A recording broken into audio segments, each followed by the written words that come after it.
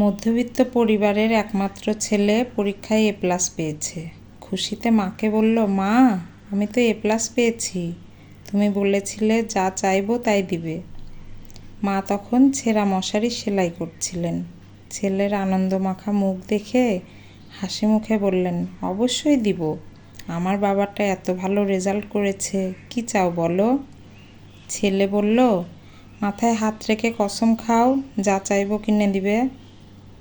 মা একটু হাসলেন।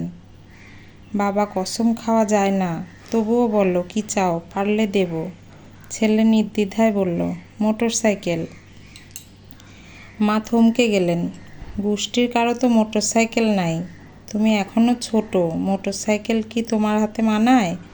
ছেলে বলল, সোহাগের আছে, ওটা চালিয়েছি কয়েকবার, আমারও ওরকমটাই লাগবে। দাম কত? 2 লাখ। মা তো ভেবেছিলেন ছেলে হয়তো ঠাট্টা করছে। এই সংসারে যেখানে ভাত তরকারির হিসাব মেলাতে গাঁট ছেঁড়ার দশা, সেখানে ছেলে কিনা 2 লাখ টাকার বাইক চায়। হেসেই বললেন, আমার বা তোর বাবাকে বেচলেও এত টাকার জোগাড় হবে না রে। কিন্তু ছেলে হাসেনি, বরং রেগে গিয়ে টেবিল থেকে জগ ছুঁড়ে ফেলে দিল মেঝেতে। আমায় বাইক কিনে দিতেই হবে। মা ভাবলেন, এই তো সাময়িক জেদ। কিন্তু না, টানা 1 সপ্তাহ ছেলে ভাত খায় না, বাইরে বের হয় না, শরীর শুকিয়ে কাঠ।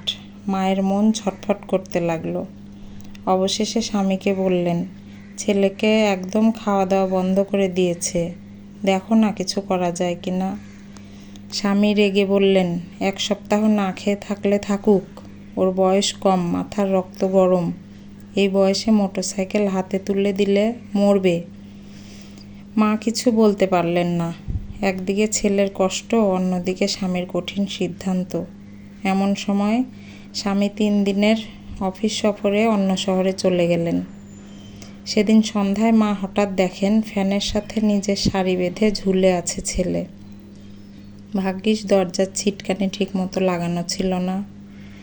কোনো মতে ছেলেকে নামিয়ে বুকের মধ্যে চেপে ধরে হাউমাউ করে কেঁদে উঠলেন, আমার সোনা বাবাটা, এসব চিন্তা আর করিস না, আমি কালই গয়না বিক্রি করে তোর বাইক কিনে দিব, তুই শুধু আমাকে ছেড়ে চলে যাস না। পরদিন মা নিজের গহনা যা বিয়েতে পেয়েছিলেন সব বিক্রি করে ছেলেকে বাইক কিনে দিলেন।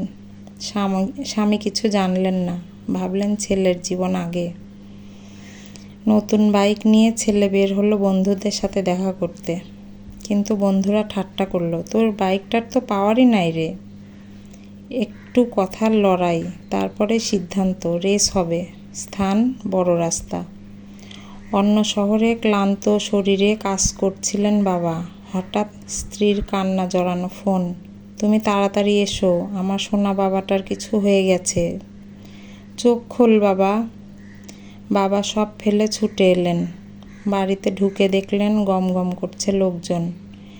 উঠানে পড়ে আছে ছেলের রক্তাক্ত দেহ, পাশে বিধ্বস্ত বাইক।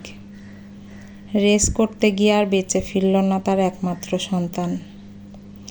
অন্ত্যেষ্টিক্রিয়া শেষে স্ত্রীর দিকে নির্বিকার চোখে তাকিয়ে বললেন, তোমায় ত্যাগ করলাম, কাল সকালে যেন তোমার মুখ দেখতে না হয়।